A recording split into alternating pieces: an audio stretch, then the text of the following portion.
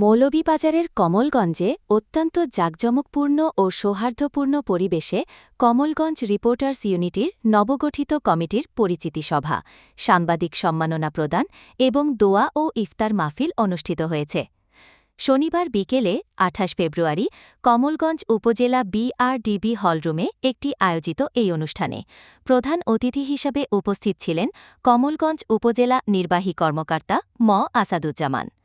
Reporters ইউনিটির সভাপতি নির্মল S পলাশের সভাপতিত্বে এবং সাংবাদিক সাব্বির এলাহীর সঞ্চালনায় অনুষ্ঠানে বিশেষ অতিথি হিসেবে উপস্থিত ছিলেন কমলগঞ্জ থানার অফিসার ইনচার্জ আব্দুল আওয়াল, উপজেলা ইউসিসি-এর লিড সভাপতি ছরোয়ার শোকরানা।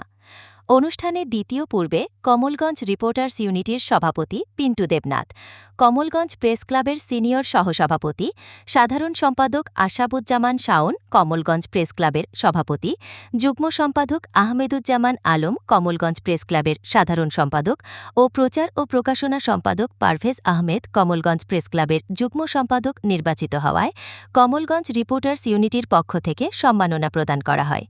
স্বাগত বক্তব্য রাখেন কমলগঞ্জ রিপোর্টার্স ইউনিটির সাধারণ সম্পাদক মোনায়েম খান।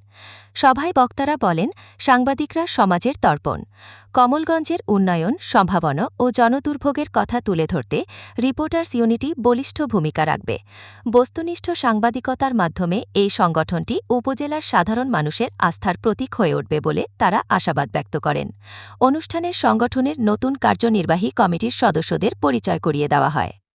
ربنا ظلمنا أنفسنا وإن لم تغفر لنا وترحمنا لنكونن من الخاسرين আয় আল্লাহ ইয়া রাহমান রাহিম কমলগঞ্জ রিপোর্টার্স ইউনিটির আজকের ইফতার মাহফিলে আপনার দরবারে কবুল করো আল্লাহ। আমরা রোজারে আমরা সেহরি ইফতার দিয়ে আপনার দরবারে কবুল করো।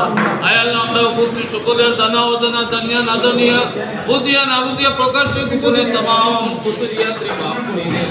আয় আল্লাহ ইয়া রাহমান রাহিম আমরা সবাই মিলে কাজ দিয়ে ওয়া সালামু আলাইকুম ওয়া রাহমাতুল্লাহি ওয়া বারাকাতুহু।